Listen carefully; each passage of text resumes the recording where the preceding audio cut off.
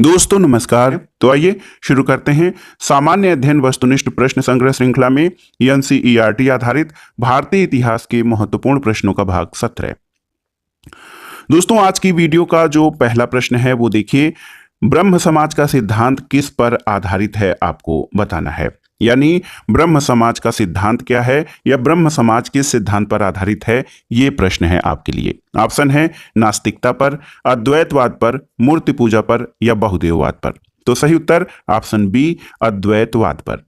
देखिए दोस्तों, ब्रह्म समाज की स्थापना 20 अगस्त 1828 को राजा राममोहन राय द्वारा कलकत्ता में की गई थी और इसे हिंदू धर्म का प्रथम सुधारवादी आंदोलन माना गया। ब्रह्म समाज का स्वरूप भारतीय था और इसे अद्वैतवादी हिंदुओं की संस्था कहा जाता था। राजा राममोहन राय एकेश्वरवाद में यानी एक ईश्वर की सत्ता में विश्वास करते थे। उन्होंने मूर्ति पूजा और अवतारवाद का विरोध किया। उनके उपदेशों का जो सार था वो सर्वधर्म समभाव था। तो याद रखिएगा, ब्रह्म समाज जो है अद्वैतवाद या एकेश्वरवाद पर आधारित था और ब्रह्म समाज में मूर्ति पूजा और अवतारवाद तथा बहुदेववाद का खंडन किया गया था। अगला प्रश्न है दोस्तों, निम्न महापुरुषों में से कौन भारतीय राष्ट्रवाद का जनक कहलाता है। तो आप जानते भी हैं, आधुनिक भारत का पिता, नवजागरण के अग्रदूत, पुनर्जागरण का अग्रदूत या फिर नव प्रातः का तारा। दोस्तों ये राजा राममोहन राय की विभिन्न उपाधियां हैं और आधुनिक भारत में राष्ट्रवाद का जनक राजा राममोहन राय को कहा जाता है। देखिए, राजा राममोहन राय को भारतीय पुनर्जागरण का पिता और भारतीय राष्ट्रवाद का जनक कहा जाता है। इन्होंने तत्कालीन हिंदू समाज में व्याप्त बुराइयों को समाप्त करने के लिए 20 अगस्त 1828 को कलकत्ता में ब्रह्म समाज की स्थापना की थी। मुगल शासक अकबर द्वितीय ने राममोहन राय को राजा की उपाधि दी थी और सामाजिक सुधार के क्षेत्र में देखा जाए तो राजा राममोहन राय के प्रयासों के फलस्वरूप लॉर्ड विलियम बेंटिक ने दोस्तों 1829 में सती प्रथा को प्रतिबंधित किया था। तो लॉर्ड विलियम बेंटिक के समय में सती प्रथा को 1829 में प्रतिबंधित किया गया था और ये काफी हद तक राजा राममोहन राय के प्रयासों से हो सका था। अगला प्रश्न है दोस्तों, प्रार्थना समाज का संस्थापक कौन था। तो आप जानते भी हैं, प्रार्थना समाज की स्थापना दोस्तों यहां पर देख लेते हैं। ऑप्शन रामकृष्ण परमहंस, स्वामी विवेकानंद, आत्माराम पांडुरंग या दयानंद सरस्वती। तो देखिए दोस्तों, प्रार्थना समाज की स्थापना बंबई में केशव चंद्र सेन की प्रेरणा से 31 मार्च 1867 को हुई थी और इसके संस्थापक डॉक्टर आत्माराम पांडुरंग थे। दोस्तों प्रार्थना समाज के द्वारा अनेक सामाजिक सुधार कार्यक्रम आयोजित किए गए, चलाए गए। इसमें विधवा विवाह, स्त्री शिक्षा और स्त्री पुरुष पुनर्विवाह की आयु में वृद्धि जैसे महत्वपूर्ण मुद्दों को उठाया गया। और दोस्तों प्रार्थना समाज के द्वारा जाति प्रथा के भेदभाव को भी समाप्त करने का प्रयास किया गया था। तो याद रखिएगा, प्रार्थना समाज की स्थापना आत्माराम पांडुरंग ने केशव चंद्र सेन के प्रयासों से किया था। अगला प्रश्न है दोस्तों, स्वामी दयानंद सरस्वती ने आर्य समाज 1875 की स्थापना कहां पर की थी, यानी किस स्थान पर आर्य समाज की स्थापना स्वामी दयानंद सरस्वती के द्वारा की गई थी। तो वो स्थान था बंबई। दोस्तों स्वामी दयानंद सरस्वती द्वारा 1875 में बंबई में आर्य समाज की स्थापना की गई। बाद में 1877 में इसका मुख्यालय लाहौर बनाया गया था। आर्य समाज का मुख्य नारा था वेदों की ओर लौटो, यानी बैक टू द वेदाज। उन्होंने अपने उपदेशों का प्रचार आगरा से आरंभ किया और झूठे धर्मों का खंडन करने के लिए पाखंड खंडिनी पताका फहराया था। और आर्य समाज ने छुआछूत, जाति प्रथा का विरोध किया लेकिन वर्ण व्यवस्था का समर्थन किया था। तो याद रखिएगा, स्वामी दयानंद सरस्वती ने आर्य समाज की स्थापना बंबई में 1875 में किया था। अगला प्रश्न है दोस्तों, एमसी सीतलवाड़, बीएन राव और अल्लाद कृष्ण स्वामी अय्यर प्रख्यात सदस्य थे किसके? स्वराज पार्टी के, all India national liberal liberation के, मद्रास लेबर यूनियन के या सर्वेंट ऑफ इंडिया सोसाइटी के। तो सही उत्तर है ऑप्शन डी, आपका सही उत्तर हो जाएगा सर्वेंट ऑफ इंडिया सोसाइटी, या जिसको भारत सेवक संघ या भारत सेवक समाज कहा जाता था। इसकी स्थापना आप जानते हैं कि 1905 में गोपाल कृष्ण गोखले द्वारा की गई थी। और दोस्तों एमसी सीतलवाड़, बीएन राव, अल्लाद कृष्ण स्वामी अय्यर इसके प्रमुख सदस्य थे। गोखले का मानना था दोस्तों कि जब भारतीय शिक्षित होंगे तो उनका विकास होगा, और साथ ही वे पश्चिमी शिक्षा प्रणाली से भी अधिक प्रभावित थे। यद्यपि गांधी जी पश्चिमी शिक्षा प्रणाली के विचार से सहमत नहीं थे। तो याद रखिएगा, 1905 में स्थापित गोपाल कृष्ण गोखले द्वारा भारत सेवक समाज के सदस्य थे एमसी सीतलवाड़, बीएन राव और अल्लाद कृष्ण स्वामी अय्यर। अगला प्रश्न है, निम्नलिखित में से किसने 1872 में नेटिव मैरिज एक्ट को पारित कराने में महत्वपूर्ण भूमिका निभाई थी? ऑप्शन है आपके देवेंद्रनाथ टैगोर, ईश्वर चंद्र विद्यासागर, केशव चंद्र सेन या श्यामचंद्र दास। तो सही उत्तर क्या हो जाएगा? सही उत्तर हो जाएगा ऑप्शन सी, केशव चंद्र सेन। देखिए दोस्तों, 1872 में केशव चंद्र सेन के प्रयासों से नेटिव मैरिज एक्ट यानी ब्रह्म विवाह में लड़कियों के विवाह की न्यूनतम आयु 14 वर्ष और लड़कों के लिए न्यूनतम 18 वर्ष निर्धारित की गई और इस अधिनियम द्वारा बहुपत्नी प्रथा को भी समाप्त किया गया। तो याद रखिएगा, 1872 में नेटिव मैरिज एक्ट को पारित कराने में केशव चंद्र सेन की महत्वपूर्ण भूमिका थी। अगला प्रश्न है दोस्तों, 19वीं शताब्दी के प्रसिद्ध पारसी समाज सुधारक कौन थे? ऑप्शन है जमशेदजी टाटा, रतन जी टाटा, नवल जी टाटा या बहराम एम मालाबारी। तो सही उत्तर है option D, Behram ji M Malabari. 19वीं शताब्दी के प्रसिद्ध पारसी समाज सुधारक बहराम जी एम मालाबारी थे। इन्होंने बाल विवाह के विरुद्ध और विधवा पुनर्विवाह के समर्थन में एक पत्र का संपादन किया था और मालाबारी के प्रयत्नों के फलस्वरूप 1891 में बाल विवाह को प्रतिबंधित करने वाला एक प्रस्ताव लाया गया, जिसे मालाबारी प्रस्ताव कहा जाता है और इसके परिणाम स्वरूप एक अधिसूचना पारित हुई जिसे आयु सम्मति अधिनियम कहा गया, जिसमें 12 वर्ष से कम आयु की कन्याओं के विवाह पर प्रतिबंध लगा दिया गया था। तो याद रखिएगा, 19वीं शताब्दी के प्रसिद्ध पारसी समाज सुधारक बहराम जी एम मालाबारी थे। अगला प्रश्न है दोस्तों, बहुजन समाज के संस्थापक कौन थे? तो सही उत्तर है मुकुंद राव पाटिल। दोस्तों देखिए, ऑप्शन बी आपका सही उत्तर हो जाएगा। मुकुंद राव पाटिल ये बहुजन समाज के संस्थापक थे। बहुजन समाज की स्थापना 1910 में सतारा में ज्योतिबा फूले के विचारों से प्रेरित होकर मुकुंद राव पाटिल एवं शंकर राव जाधव ने की थी और इसका उद्देश्य मुख्यतः कांग्रेस और ब्राह्मणवाद का विरोध करना था। कोल्हापुर में साहू महाराज ने ब्राह्मण दरबारियों के साथ विवादों के कारण इस आंदोलन का समर्थन किया था। अगला प्रश्न है दोस्तों, पिछड़े वर्गों का उत्थान किसका मुख्य उद्देश्य था? आपको बताना है। ऑप्शन है प्रार्थना समाज, सत्यशोधक समाज, आर्य समाज या रामकृष्ण मिशन। तो सही उत्तर ऑप्शन बी, सत्यशोधक समाज। दोस्तों, सत्यशोधक समाज की स्थापना 1873 में ज्योतिबा फूले द्वारा की गई थी और ये जो संगठन था सत्यशोधक समाज, इसकी स्थापना पिछड़े वर्गों के उत्थान के लिए की गई थी। इस आंदोलन का उद्देश्य दलित और निम्न जाति के लोगों का कल्याण करना, उन्हें समाज की मुख्य धारा से जोड़ना और इन्होंने स्त्रियों की स्थिति सुधारने के लिए उनकी शिक्षा के लिए 1848 में एक स्कूल खोला और वे बाल विवाह विरोधी और विधवा पुनर्विवाह के समर्थक थे। अगला प्रश्न है दोस्तों, निम्नलिखित युग्मों में से कौन सुमेलित नहीं है? देखिए, राजा राम मोहन राय ब्रह्म समाज, ये आपका सही सुमेलित है। स्वामी दयानंद सरस्वती आर्य समाज, सही सुमेलित है। स्वामी विवेकानंद रामकृष्ण मिशन, सही सुमेलित है। महादेव गोविंद रानाडे थियोसोफिकल सोसाइटी, तो ये दोस्तों महादेव गोविंद रानाडे थियोसोफिकल सोसाइटी से संबंधित नहीं है, बल्कि ये प्रार्थना समाज से जुड़े हुए थे। देखा जाए तो महादेव गोविंद रानाडे थियोसोफिकल सोसाइटी से नहीं बल्कि प्रार्थना समाज से जुड़े थे।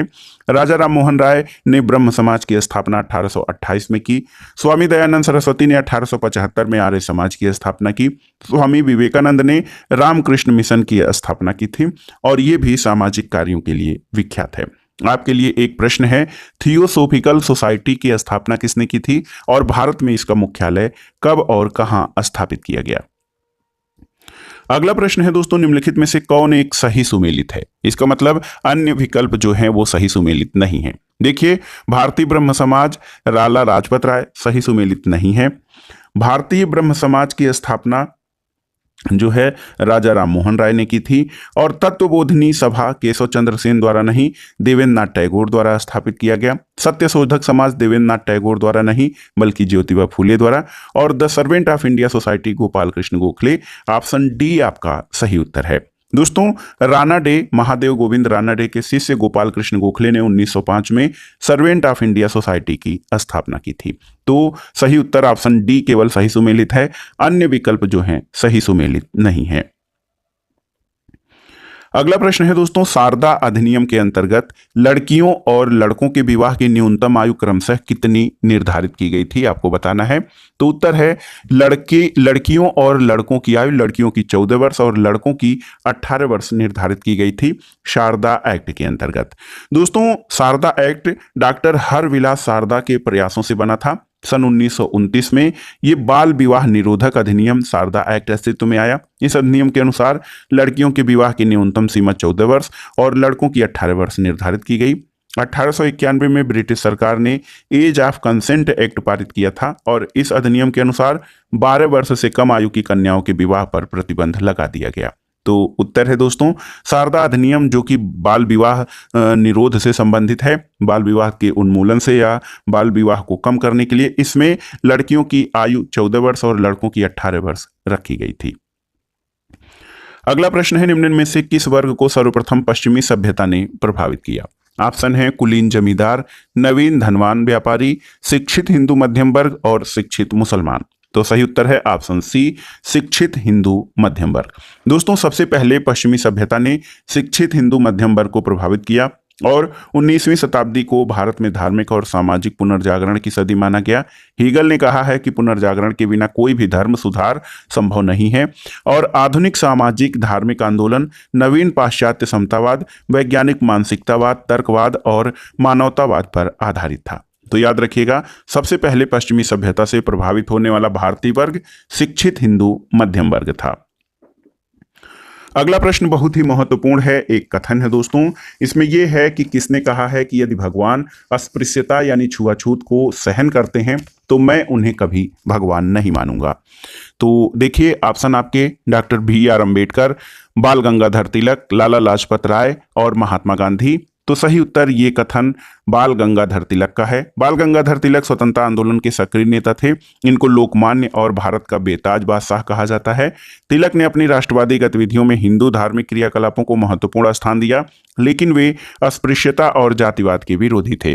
अस्पृश्यता उन्मूलन के लिए आयोजित एक कार्यक्रम में उन्होंने कहा था कि यदि भगवान अस्पृश्यता को सहन करें तो मैं उस भगवान को भी नहीं मानूंगा। तो याद रखिएगा, तिलक एक राष्ट्रवादी, जातिवाद के विरोधी और अस्पृश्यता उन्मूलन के पक्षधर थे।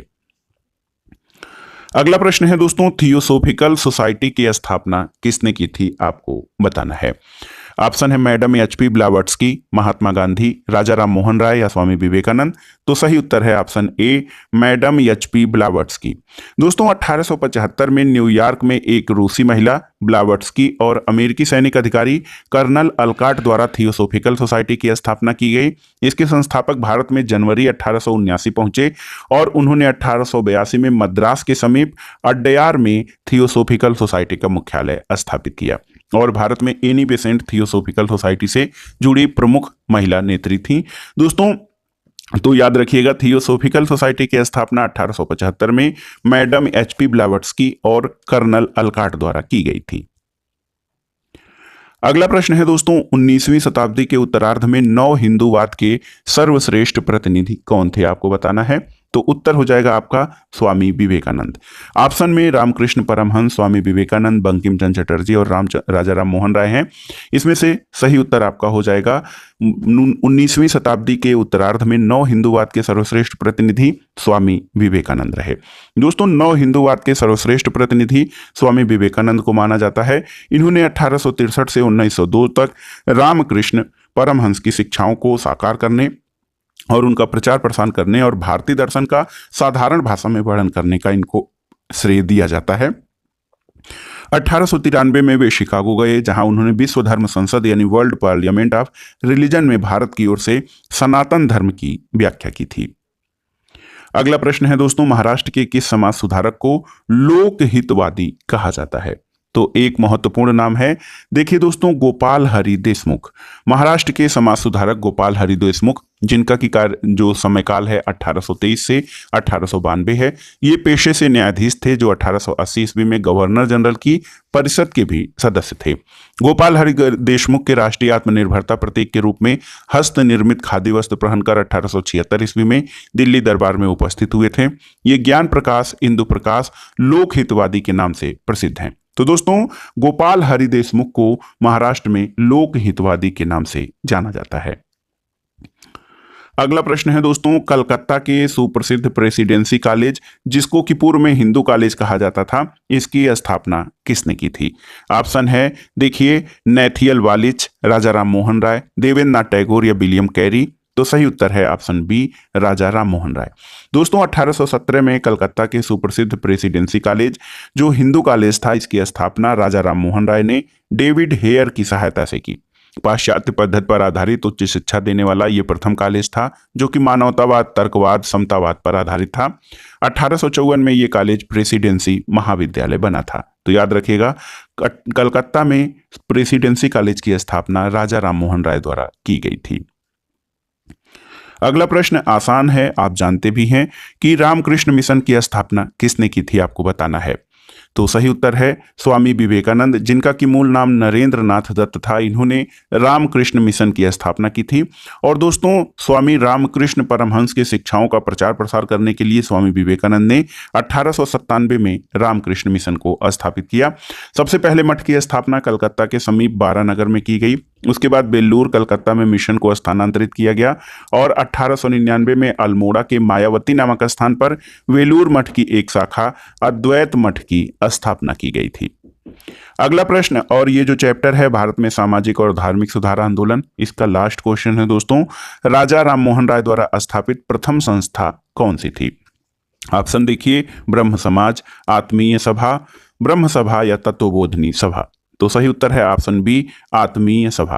दोस्तों राजा राम मोहन राय ने 1814-15 में कलकत्ता में आत्मीय सभा की स्थापना की और इस संस्था का उद्देश्य एकेश्वरवाद के मत का प्रचार करना और दर्शन और सामाजिक सुधारों पर चर्चा करना था। वर्ष 1823 तक ये सभा निष्क्रिय हो गई और वर्ष 1839 में देवेंद्र नाथ टैगोर ने राजा राम मोहन राय के विचारों के प्रकाशन के लिए या प्रचार के लिए तत्वबोधिनी सभा की स्थापना की थी। तो याद रखिएगा, राजा राम मोहन राय द्वारा स्थापित प्रथम संस्था आत्मीय सभा थी। तो दोस्तों ये था आज का वीडियो आपको कैसा लगा हमें कमेंट बॉक्स में जरूर बताइएगा। वीडियो को लाइक करें, शेयर करें, तो सब्सक्राइब करें। वीडियो देखने के लिए धन्यवाद दोस्तों, नमस्कार।